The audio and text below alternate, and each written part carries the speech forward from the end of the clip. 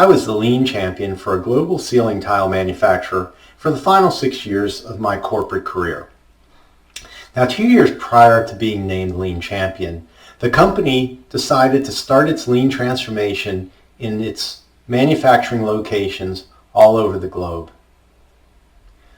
2 years after the beginning of their Lean transformation, the company brought a new vice president for global technology to the corporate center in Pennsylvania.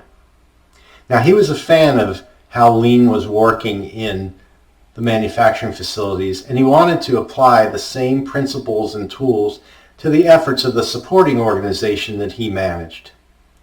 He knew that I was a big fan of Lean, and he invited me to participate in rolling out Lean for the global technology organization. Most people in our group thought that Lean was the flavor of the week, and they were just waiting for it to go away. So I realized that my job would be one of influence, and you would have to capture the hearts and minds of people one at a time. My approach was to be many things, sometimes teacher, mentor, coach, sensei, and pain in the ass. Now, most people that knew me would say that I was a pain in the ass about 98% of the time, but that seemed to work. We had a compelling case for change in global technology. It had been a while since we had introduced any new products, and one of our recent plant builds did not go nearly as well as planned and needed some help. Aligning and strategizing with my boss and some other managers, we decided that we would have our first strategic Kaizen event to be a value stream mapping effort around the two value streams that needed the most help: new product development and capital engineering. We accumulated and got a team of people in the process and customers of our process and went off site for a 3-day value stream mapping event. Now, at the beginning of the first day, my boss, the VP of Global Technology, kicked off the session with words of encouragement and the urgency and compelling case for change that we needed to apply Lean to.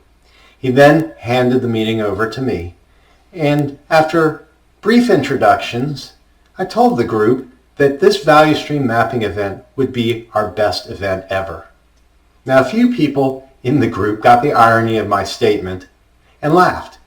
Others in the group may not have caught the irony of the statement, but they laughed as well. So I felt like I was on to something. So during the week, as we mapped out our current and future state for our value streams, at different times, I would bring in the fact that the work we were doing was going to truly make this our best event ever.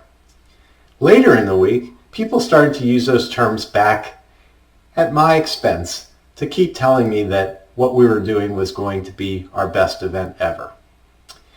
At the report out to our sponsors and our customers, my team leader made it a point to tell everyone that Adam and the group had made sure that this was truly our best event ever, and we were going to bring our levels of performance to unheard of levels.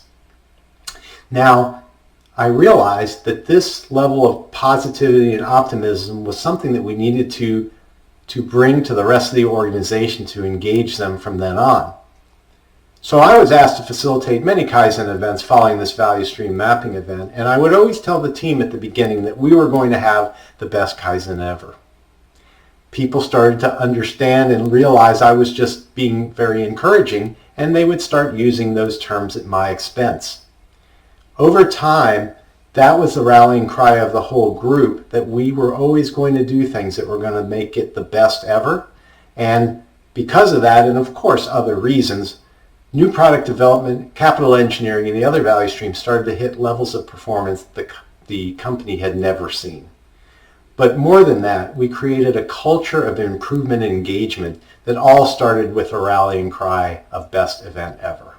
I hope this story provided you with some inspiration to revisit your own processes. I have a lot more I'd like to share. Head over to pi-partners.com to learn how I can help. And check back from time to time for more Kaizen stories.